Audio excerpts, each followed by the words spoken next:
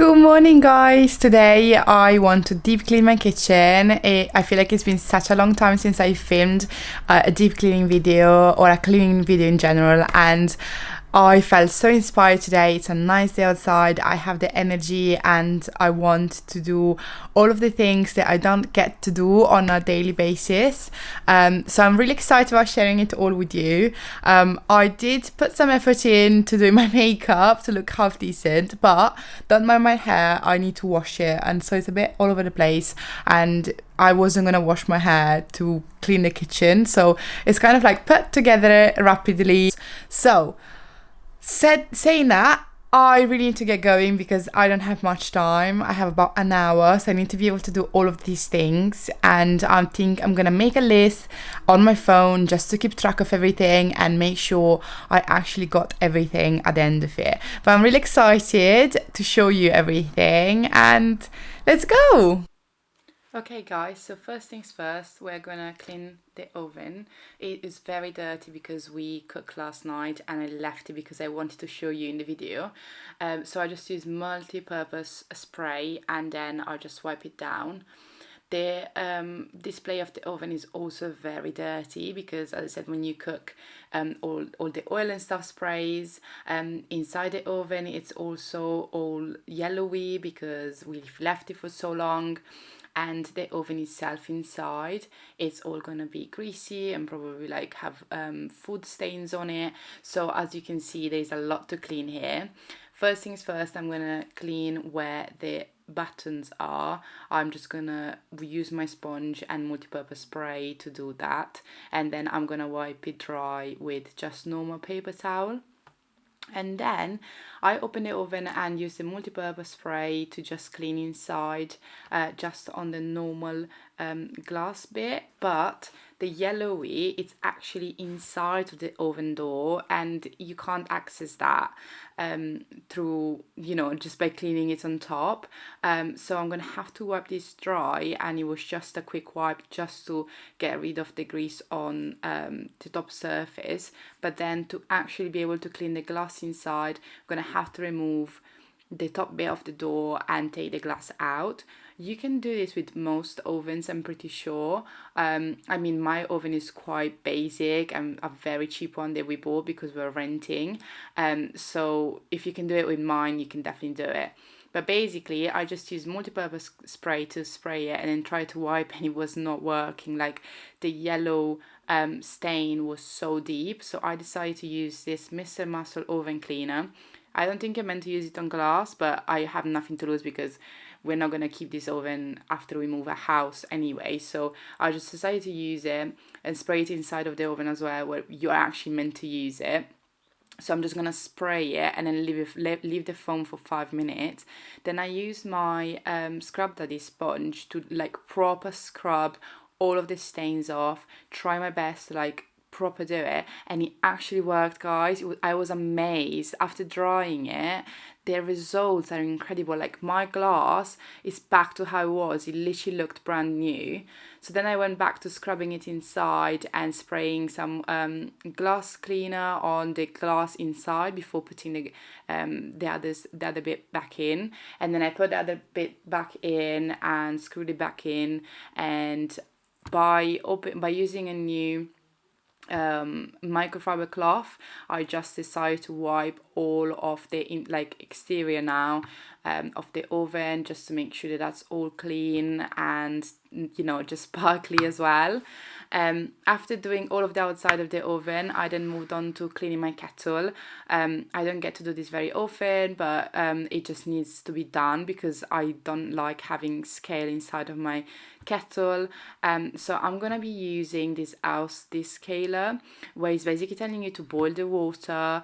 Then once the water is boiled, put it in your sink and then put the content of the little pouch inside of your kettle. Then you're meant to leave it for 5 minutes, I think, just to act on it, and then open it, get rid of the boiling water with the product, and then you're meant to fill it back up and then keep rinsing it just to get rid of all the product inside. The last thing you want is just to have that smell or that taste after when you boil your water.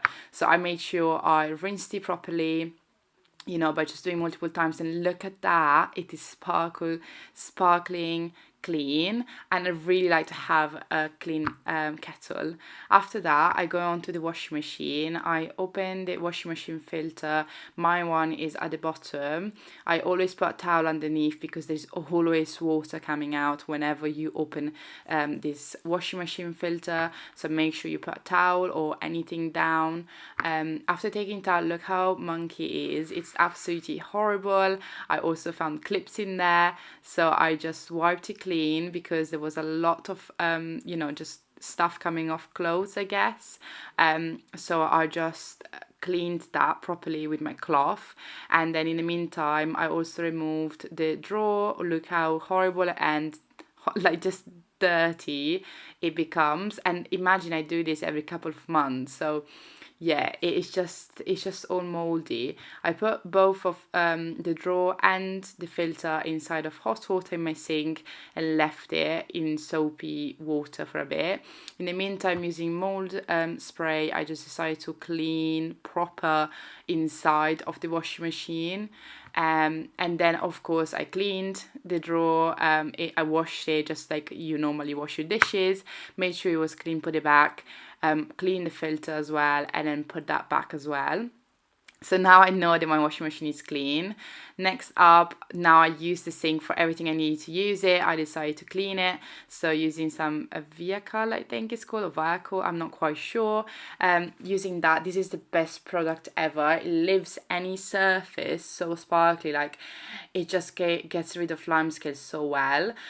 So I use that and my Scrub Daddy sponge again, just to get rid of all of the lime scale that just stays on top, because every time you do the washing up, you're gonna leave your plates to dry, and the water that drips off them just stains your sink. So that after, I just use a cloth to dry it all off and to get rid of all the foam, and my sink is then nice and clean. One thing I never get to do is clean this knife thing. I'm not sure quite what it's called, but I just decided to clean it today because it's been there for ages and I can see it's stained, and I really just wanted to get it cleaned. So I just sprayed it with multi-purpose spray, used my sponge again, and just wiped it down, and it looks so much better. Of course, like, you have to let it dry properly before you can see the results, but it just looks so much better. I'm so happy I finally had time to do this. One of the things I also never get to do is clean my toaster.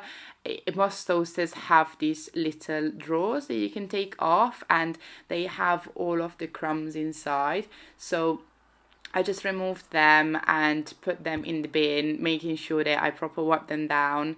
And then, of course, all the crumbs come out, and they were all on the side and under the microwave as well. So I just removed everything to be able to clean the sides properly, and then put the toaster back in. Hi guys, back in a spot where you found me earlier this morning. Just the sun has gone down now. It actually took me a bit longer to get everything done that I showed you, but I am so happy and relieved because these are the tasks that I put off all the time. It's just like those things that you never think of or never have time to do or just can't be bothered to do. And to be honest, I'm so happy I've managed to achieve as much as I have today. I feel like the kitchen is so much cleaner, and it needed this for a couple of months now. And as I said, I kept putting it off, and today it finally happened and is now all clean. I'm just gonna let myself do the last bit, which is just hoovering, because when I was wiping the surface and stuff, there was crumbs and things falling on the floor.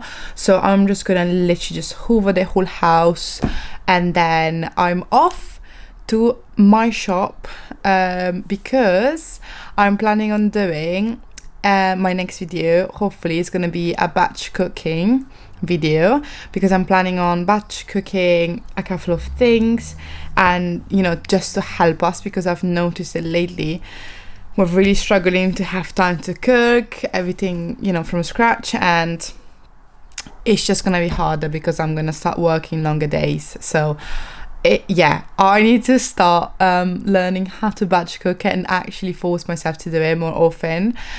So yeah, tonight I'm gonna go and I'm gonna do a shop to buy all the things I need, and then I'm gonna make a couple of meals, and hopefully I will be able to upload that video next week. So if you're interested, remember to subscribe to my channel so you stay up to date, and also turn on the notification button. That way you can receive a notification every single day, every single time, sorry, I post a new video. At the moment, I'm just doing it once a week on a Thursday.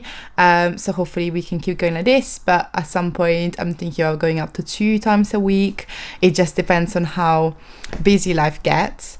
If I don't manage to do the batch cooking video, which I'm really hoping I can do, I am also planning on doing a full week of meals for my toddler.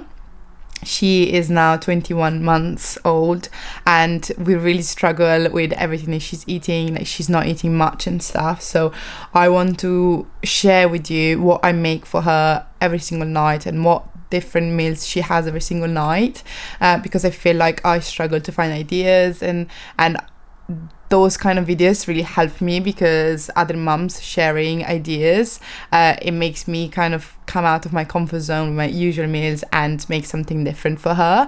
So yeah, I'm really happy. I managed to achieve so much, and now I'm just gonna get ready, hoover, and then go to my weekly shop. Thank you so much for watching, guys. I hope you enjoyed it, and I'll see you next time. Bye.